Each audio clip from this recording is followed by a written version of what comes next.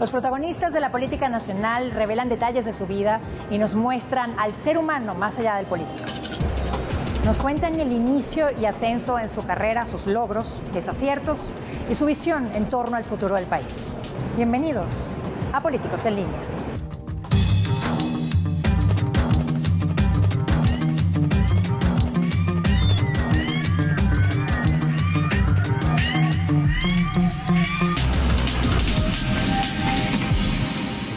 Yo sentía que si seguía en Morena siempre iba a estar bajo la sombra de mi papá. Le empezaron a meter idea de que yo era un espía y de que yo era los oídos de Andrés Manuel y de mi papá. Jamás hubiera sido candidata del PAN, del PRI o del PRD.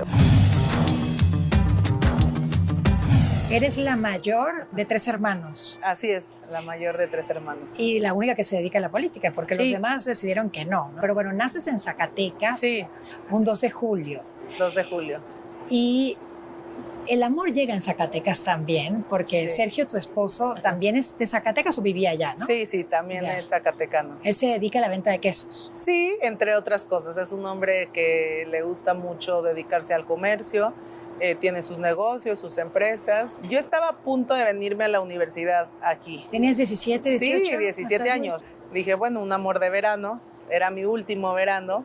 Entonces dije, bueno, pues vamos a... Me la pasó bien. Me la pasó y bien, ya, él se y la adiós. pasa bien, tampoco creas que él iba a una relación formal ni nada, dijo también amor de verano.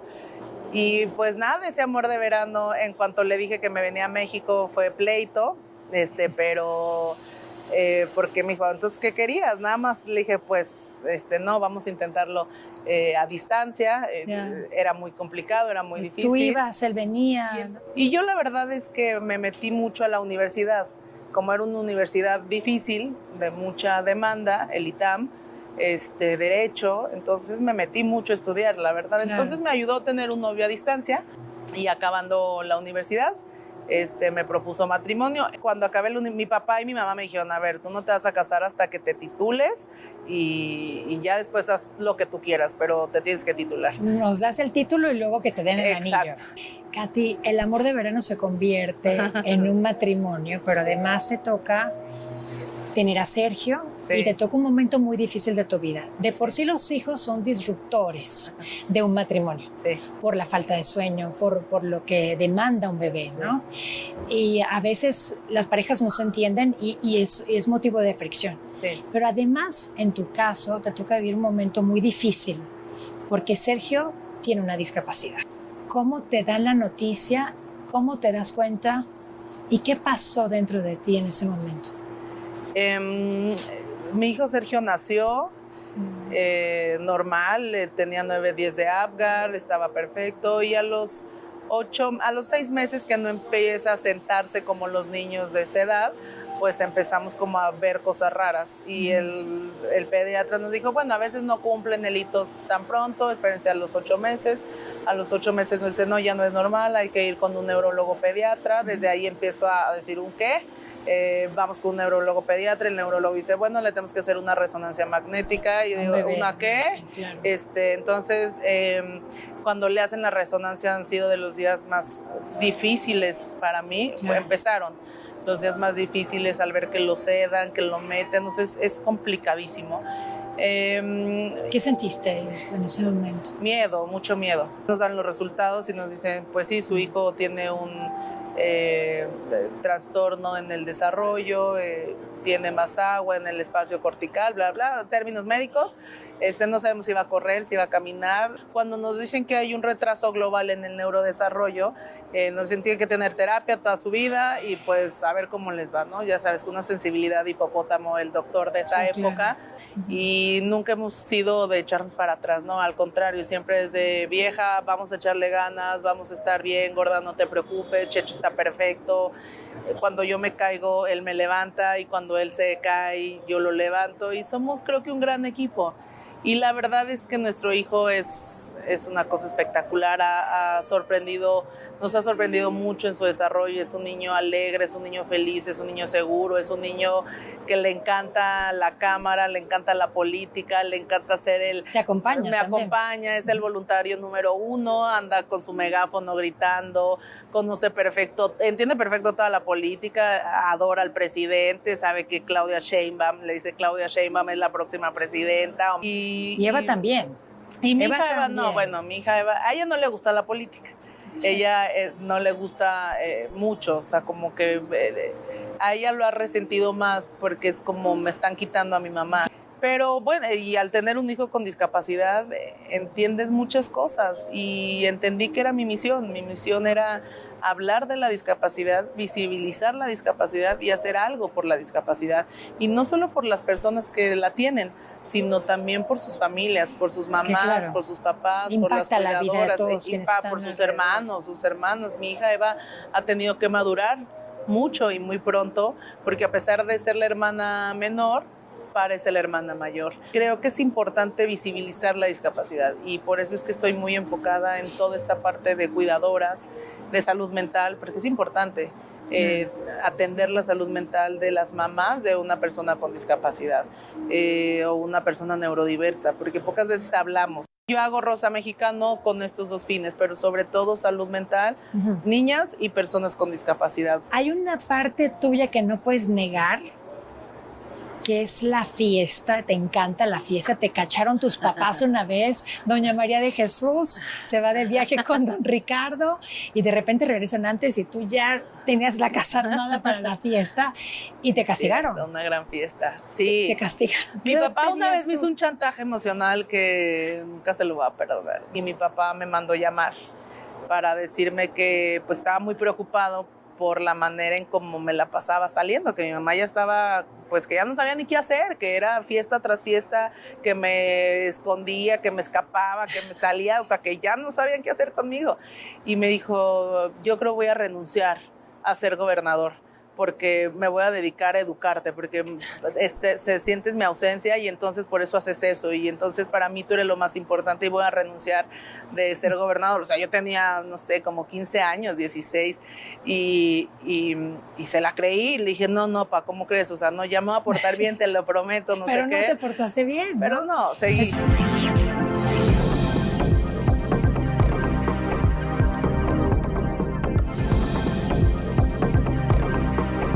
Katy, eres la única de tus hermanos que se dedica a la política. Sí, la única. Somos 3 y soy la única que me dedico a la política con este objetivo de servir.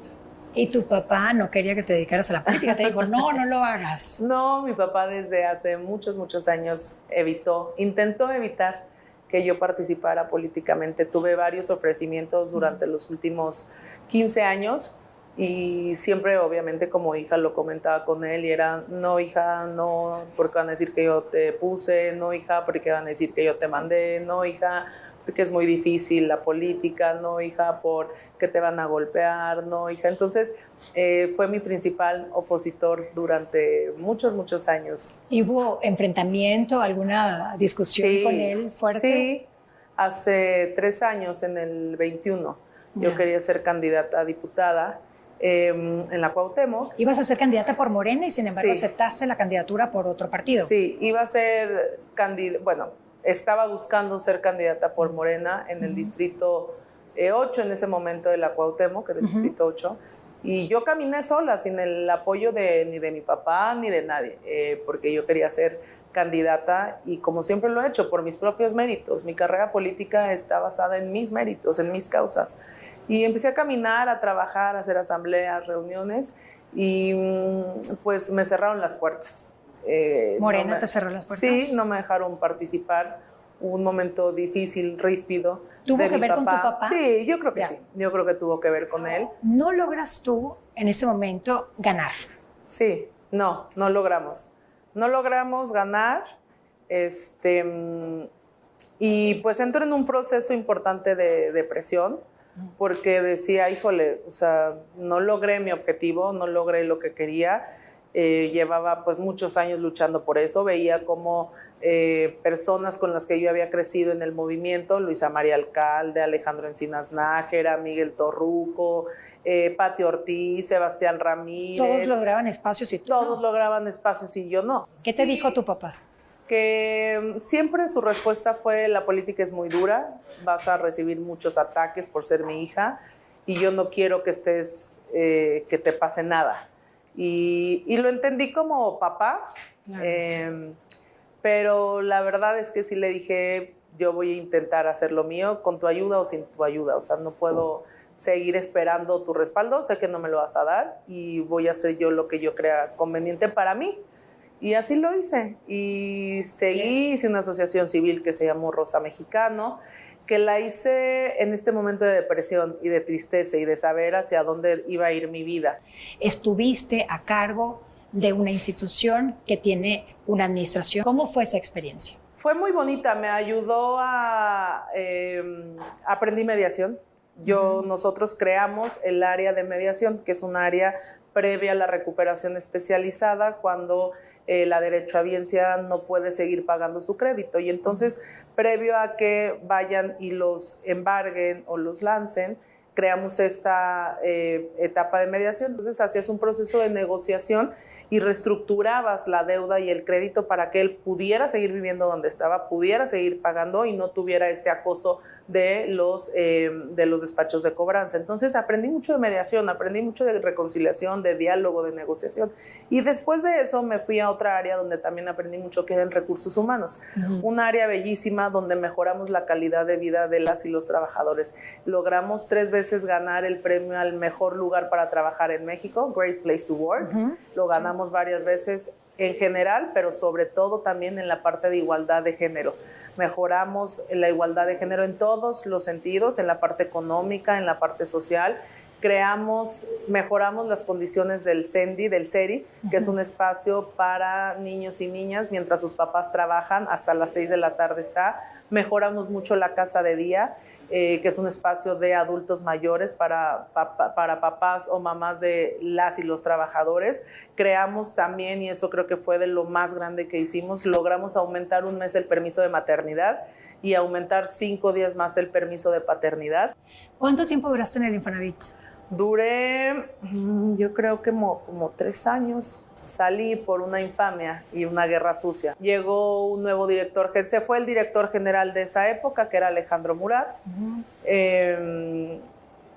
y llegó un nuevo director, que le empezaron a meter ideas en la cabeza. Yo era, obviamente, como activista de Morena, fui a las marchas en contra, y esto nunca lo he platicado, fui a las marchas en contra de la reforma energética. Como militante de Morena, pues yo iba a las marchas y fui a la marcha en el Senado y hice mucho activismo. Además, estaba muy joven todavía ahí, entonces hacíamos mucho trabajo de social y de contestatario.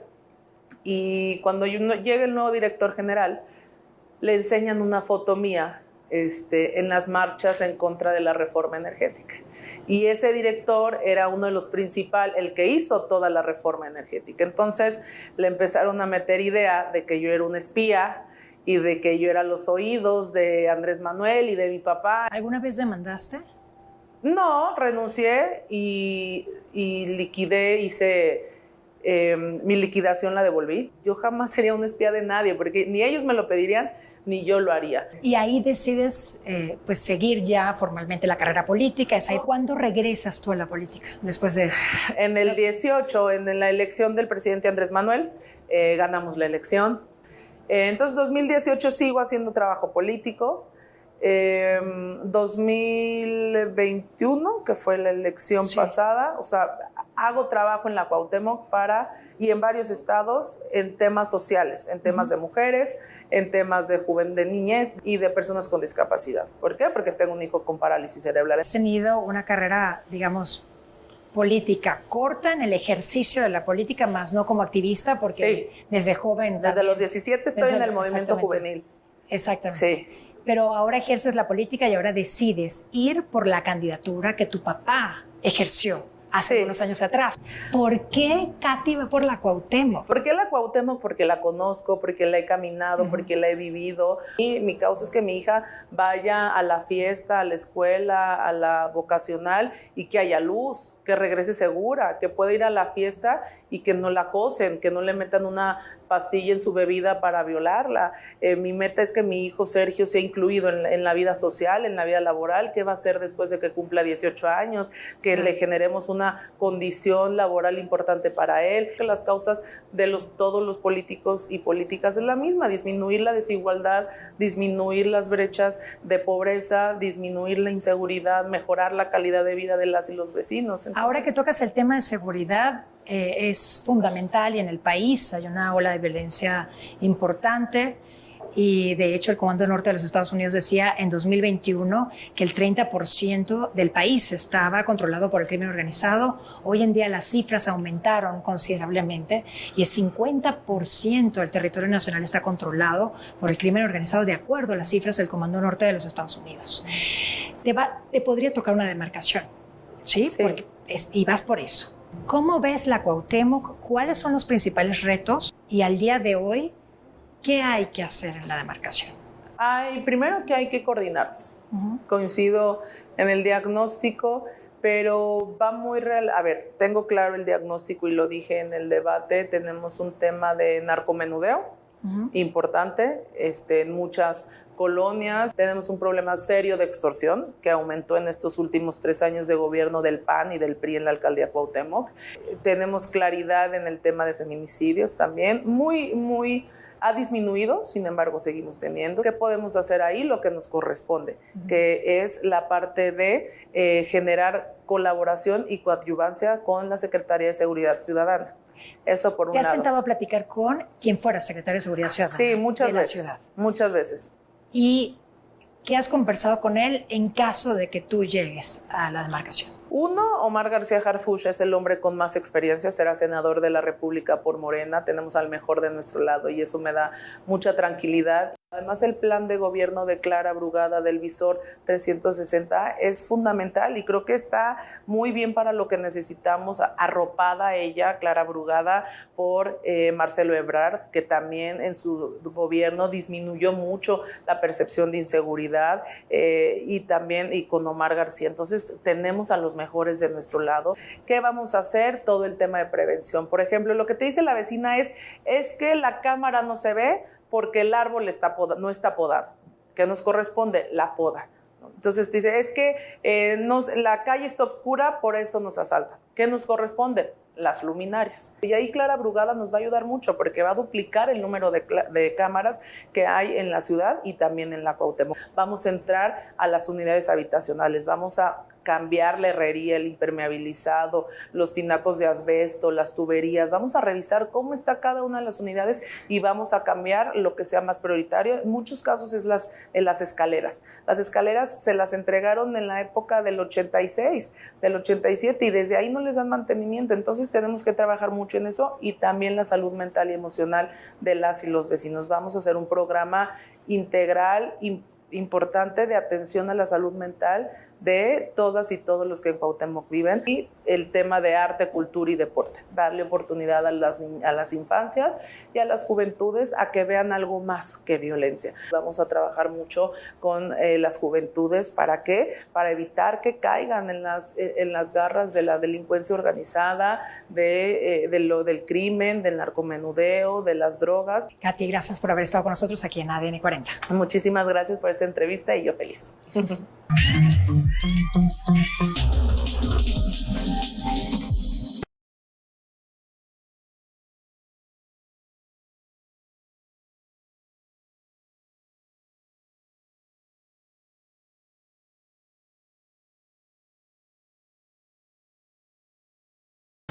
Te acompañamos todo el año.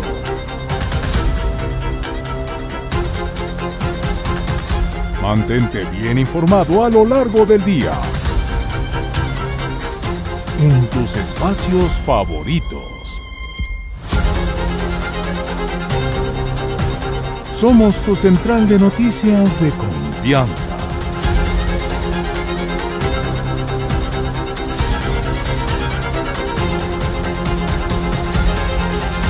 que te comparte todo lo que sucede en tiempo real.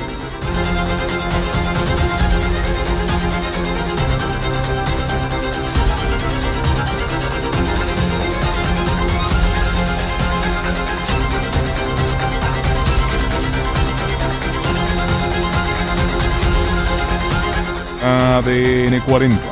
Siempre conmigo.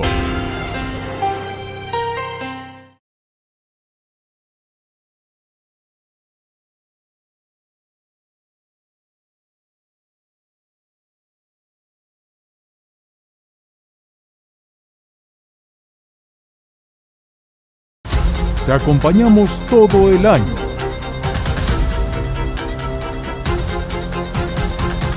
Mantente bien informado a lo largo del día. En tus espacios favoritos. Somos tu central de noticias de confianza.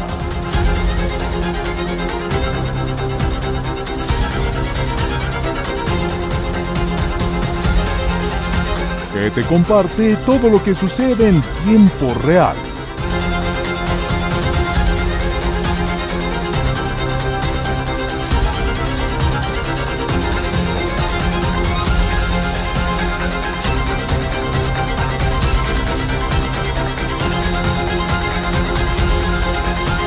ADN 40. Siempre conmigo.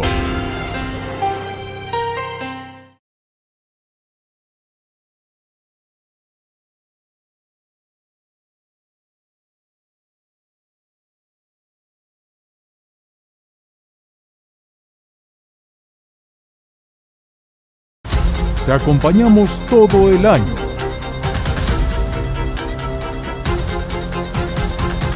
Mantente bien informado a lo largo del día. En tus espacios favoritos. Somos tu central de noticias de confianza.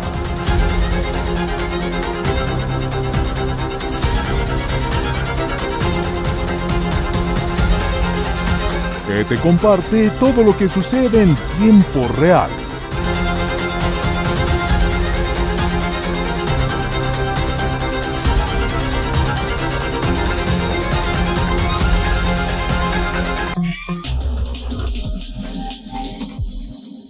La gente nos dice, no queremos ese tipo de empresas transnacionales aquí, a castigar a los funcionarios públicos que ocupen su poder para hacer corrupción. Tuvimos que gobernar 2 años con poco presupuesto y con la mitad de los trabajadores.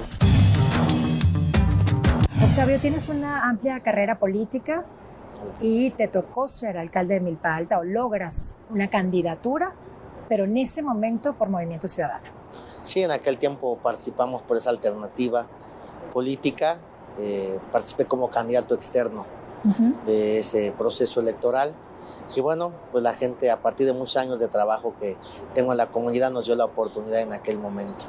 Y logras llegar a la alcaldía. Logramos llegar a la alcaldía. Y estás representando a esa demarcación desde 2018 a 2021. 18 al 21, una alcaldía rural, una alcaldía de usos y costumbres, de tradiciones, una alcaldía diferente a las de la Ciudad de México. ¿Cuáles fueron los principales retos? Porque estás comentando varios, ¿no? Claro. Donde no hay infraestructura suficiente, donde quizá en algunos lugares no llegan los servicios.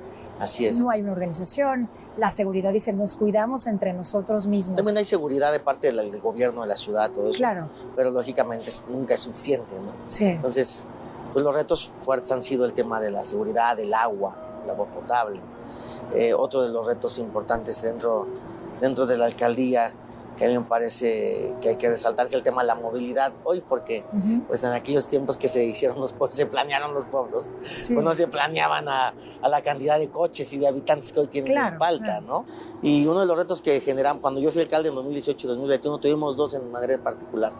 En 2018 el tema de la reconstrucción y 2019, porque en 2017 había existido un sismo. Sí, claro. Y el gobierno que salió pues no hizo mucho para reconstruir la alcaldía. A mí me tocó hasta reconstruir el edificio de gobierno. Y el otro reto que nos enfrentamos muy fuerte en esa etapa fue la pandemia. Claro. Que a mí me porque te tocó toca exactamente la pandemia. en 2020 y 2021, a una reducción presupuestal durísima por el tema de que pues, mucho presupuesto se tuvo que ir para el tema de salud. Y la otra parte fue que pues, muchos trabajadores pidieron su licencia porque eran población de riesgo.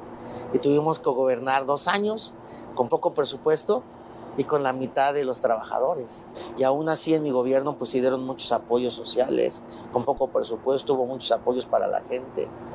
Y disminuye notablemente la percepción de inseguridad de Milpa Alta de 54 a 39% en 2021. ¿O cuál fue tu estrategia y qué políticas públicas implementaste para que eso ocurriera? Para empezar, duplicamos el presupuesto en materia de seguridad.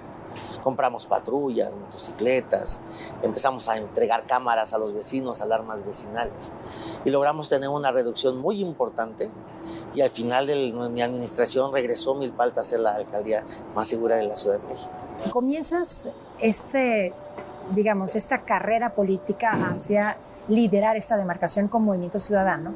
Sin embargo, ya después vas al Congreso por el Distrito 7, pero decides ir con Morena. Te apartas de Movimiento Ciudadano y reconoces que hay una división social importante en Milpa Alta, que hay pobreza importante. Dices, para disminuir la pobreza, para darle mejores condiciones a los milpaltenses, yo me voy a ir con Morena.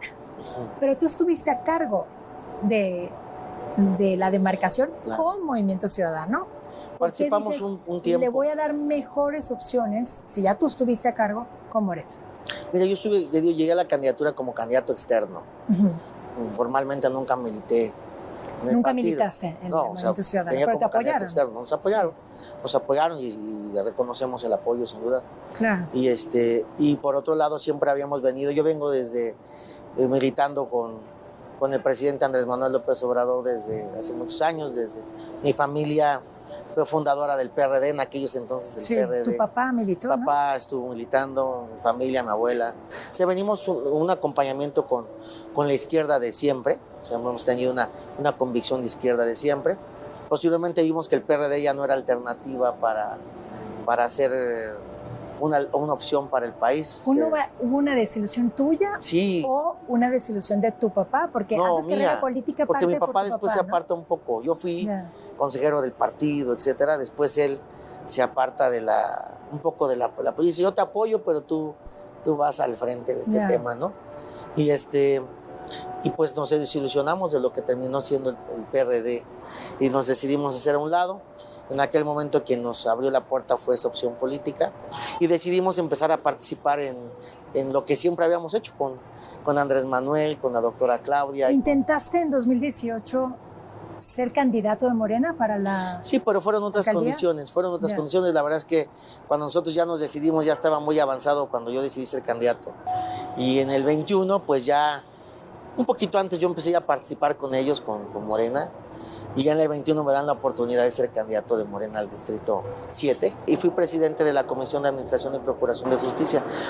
Una comisión muy importante, porque desde ahí se hacen grandes reformas en materia penal, por supuesto, en materia civil. Nos toca mucho revisar el funcionamiento también de los órganos judiciales de la Ciudad de México, la Fiscalía, el Poder Judicial, el Tribunal de Justicia ¿Cuáles fueron los 3 puntos más importantes que te tocó a ti durante la presidencia de la comisión? Pues mira, me tocaron varios temas interesantes. O que tú consideres que son los 3 más importantes, porque muchos son importantes. Mira, de parte de la comisión y para la ciudad, uno de ellos nos tocó el tema de legislar el asunto de la reforma al mobiliario urbano, a la penalización de la robo de mobiliario urbano, que fue el tema de unas chicas que fallecieron en unas coladeras. Que nos tocó modificar la ley. Octavio, quieres regresar al frente de la alcaldía Milpa Alta. No fue suficiente 2018-2021. Hay muchos retos, como bien lo comentabas, no se puede hacer nada más en un trienio. Regresas, digamos, al escenario político hacia tu demarcación en 2024 y con Morena. Así es. ¿Qué retos ves ahora? Primero llegamos con más experiencia de haber ya estado en un periodo, y segundo, ya haber sido legislador nos da otro panorama completamente distinto. Nos permite tener una visión más amplia de lo que se puede hacer para Milpa Alta.